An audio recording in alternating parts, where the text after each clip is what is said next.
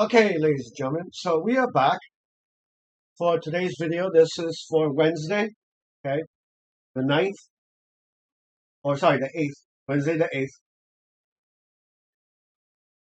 or Tuesday. Is it Tuesday? Tuesday? Yeah, hold on. Let me, my brain is not working, so give me a second while I find out.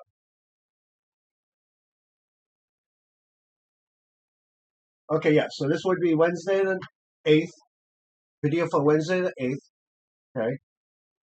So God tested Abraham. Now it does it backwards, okay. But remember, in the Old Testament, we read from right to left, not left to right. So it's not Abraham tested that God these things after. No. We read it backwards this way.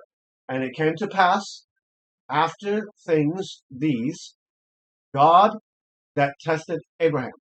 So God tested Abraham. And we see by the title what's going to be tested. And said to him, Abraham, he said, here I am.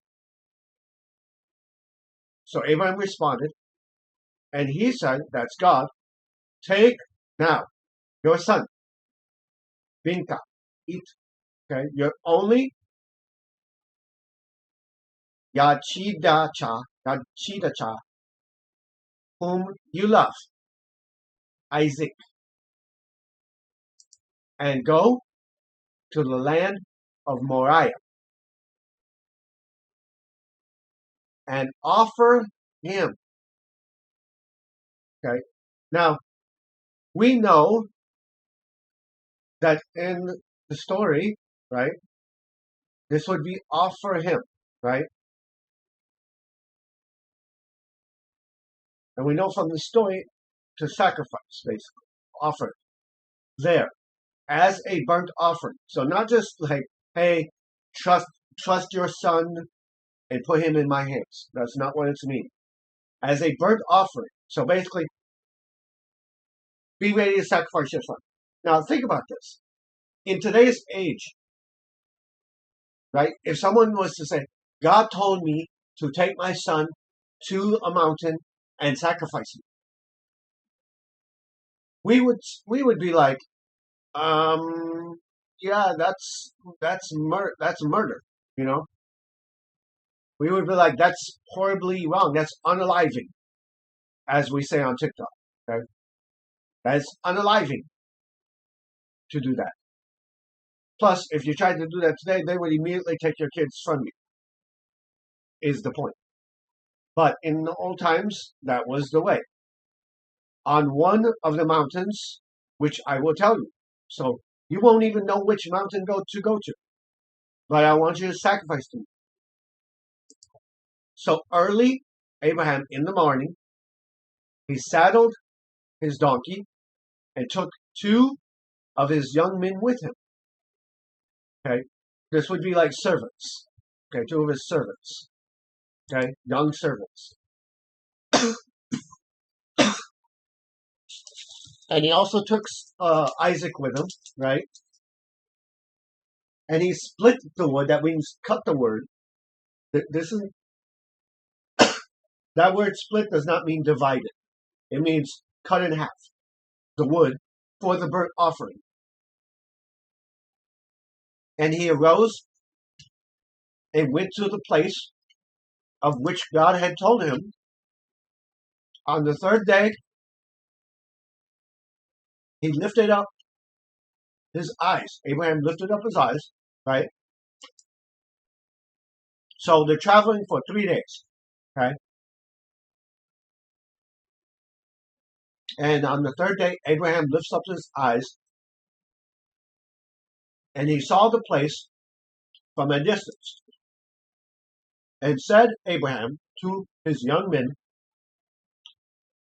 so to the two servants he came with him, stay here with the donkey. And I and the boy will go over there and worship. Vanish Tachave. Vanish Tachave. And we will come back, right, to you. So we're going to go over there, worship, and come back to you. So Abraham took the wood of the burnt offering and laid it on Isaac, his son. He took in his hand and the fire, a knife, and went the two of them together. So when it says here he took the wood for the offering and laid it on his son Isaac, that would mean that Isaac was carrying the wood that he would be sacrificed on. Right? Two of them together, but spoke Isaac to Abraham. So Isaac asks his dad. And he said, "Here I am, my son." He said, "Behold, the fire, the wood, but where is the lamb?" So basically Isaac's like, "Hey, I notice we have wood. I notice we have fire for the burnt offering, but where's the lamb that we're supposed to sacrifice?" And Abraham said, "God will provide to himself the lamb for the burnt offering, my son." So went the two of them together. And they came to the place which had told him God, Ha Elohim, and built there Abraham an altar out of wood. And he arranged the wood. So this was like built an altar out of rock and then put the wood on top of it, being ready to be lit on fire. And he bound, like they're bound, right? He bound to bind or tie Isaac, his son, and laid him on the altar upon the wood. Now, most people in the right mind in nowadays, the moment you would grab your son to be ready to sacrifice him, they're going to look at you like you lost your doggone mind. But there's something special in this story that God wants us to understand. Okay, so let's keep reading. And stretched out Abraham his hand, and took the knife to slay, lishchat, to slay, kill or slaughter, to sacrifice, right, his son. Okay, so God tests him. Basically, God says, "Hey, this is your son of promise. Now, I want to test you, my child, and see if there's anything that you're going to put in the way to have as more important than me in your heart." And Abraham passes the test. So he's about to sacrifice his son. The knife is up in there, ready to go. But he called to him, angel of Yahweh. Okay? Messenger, theophanic angel of Yahweh, Jehovah, from the heaven, and said, "Abraham, Abraham." So he said, "Here I am." And he, the angel of Yahweh, said, "Do not lay your hand on the boy or do anything to him." So don't lay your hand on him, don't touch him, do nothing. For now I know. So if this is not God repenting, or this is not God going, I changed my mind. This is God testing him to see how sincere his heart was. How do we know? Look at what it says here. For now I know that fear God you. So basically, now I know that you fear God. Since you have not withheld, you have not kept your son only from me. Now this is reminiscent in two ways. One, it's reminiscent and connecting to us, because in our daily lives, is there anything that if God asks for, we're going to be like, "Nah, no, God, I'm not going to sacrifice that for you. I'm not going to give that up for you." Think about it. Money, a house, car, wealth, pursuit of fame, maybe, possessions, relationships with people that we hold dear? Is there anything in your life that if God were to say, hey, give this up, let this go, that you're going to look at it and say, no, no, not going to happen? If so, then you are doing opposite of what Abraham has said, or what Abraham has done. Okay? Abraham was not willing to put anything as more important than his God, not even his own son. Okay? You have not withheld your son from me. And lifted up Abraham his eyes and looked, and behold, behind him was a ram, a male goat, ram. Okay. The other way this is reminiscent is, think about it this way.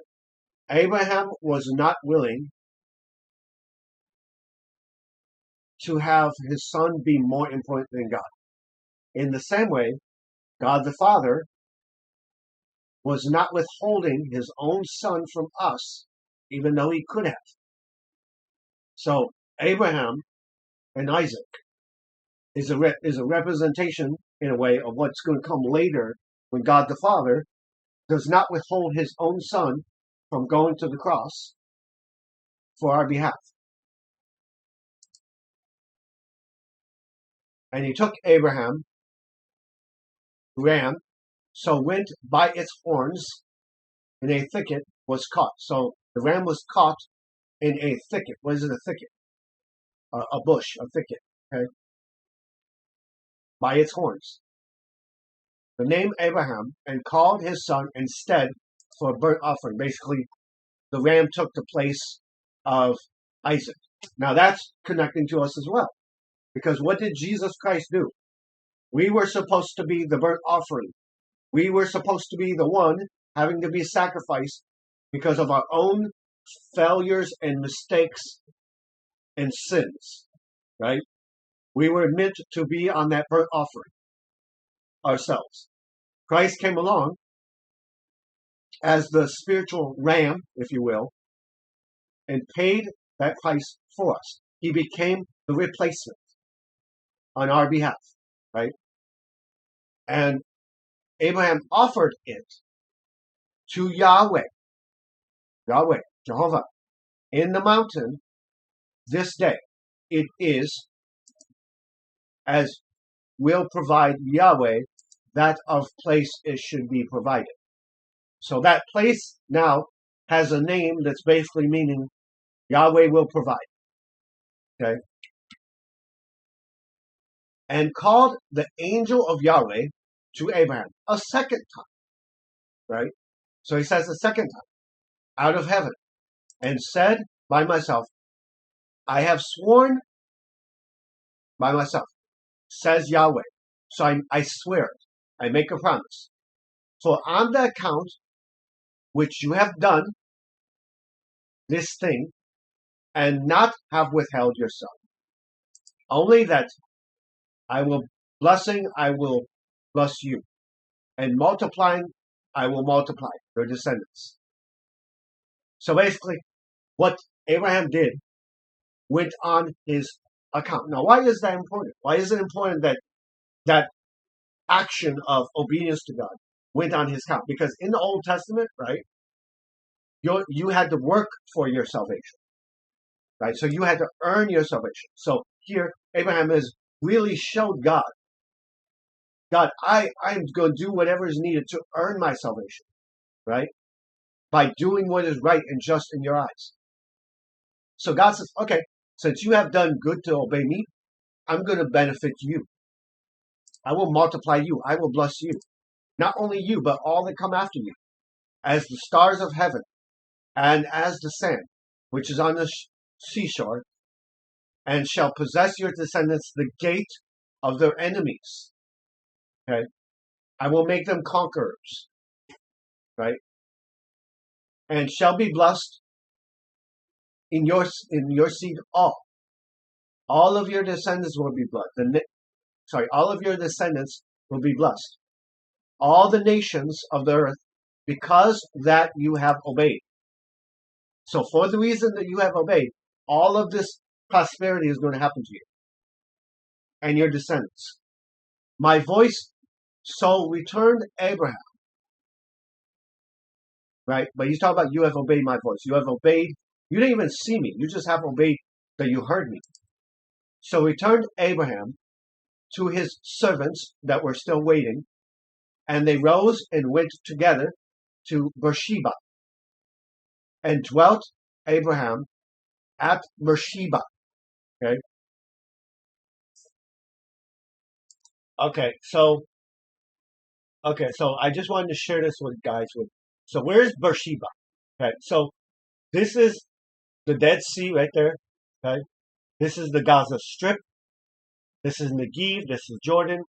Beersheba is right there. Jerusalem is up that way. Okay, so now let's get to the rest of the story.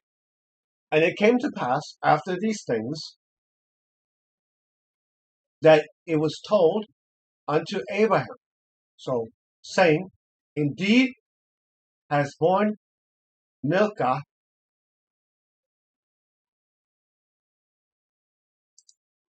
Come on, show this spell. Milcah, right? Queen.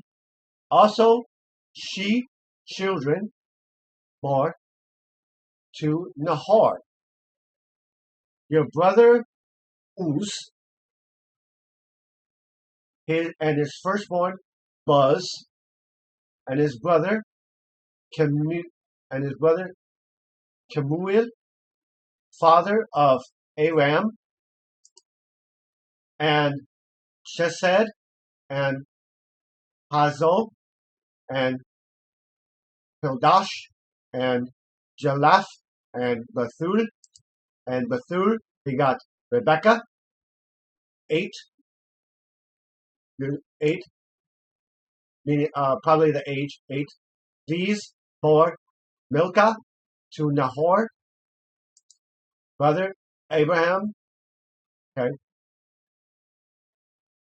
So let's look at the context real quick. Okay, so we are over on Bible Gateway real quick, because that part is a bit difficult. So let's look at it in the English.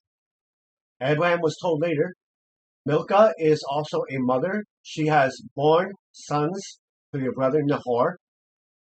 Uz the firstborn, Buz his brother, Kemuel the father of Aram, Chesed, Hazo, Pedesh, Jalaph, and Bethuel. Bethuel became the father of Rebekah. That would be the same Rebekah that marries Isaac. Milcah bore these 8 sons. So now we get a reference towards the 8. It's not referring to the age of Rebekah. The 8 sons to Abraham's brother Nahor. So Abraham's brother is named Nahor. Okay. His concubine, or his slave girl, I guess would be concubine, whose name was Reumah, also had sons, Tebah, Gaham, Tahash, and Makkah. Okay, so different names. So going back to the interlinear, we see the same thing, right? A concubine, her name was Reumah. She bore, also she, Tebah, and Gima, and Tahash, and Makkah. So the second part of this is just kind of who was the father of who had who, who had which children, this kind of like informational stuff. Okay. But the important thing here is the Rebekah, right?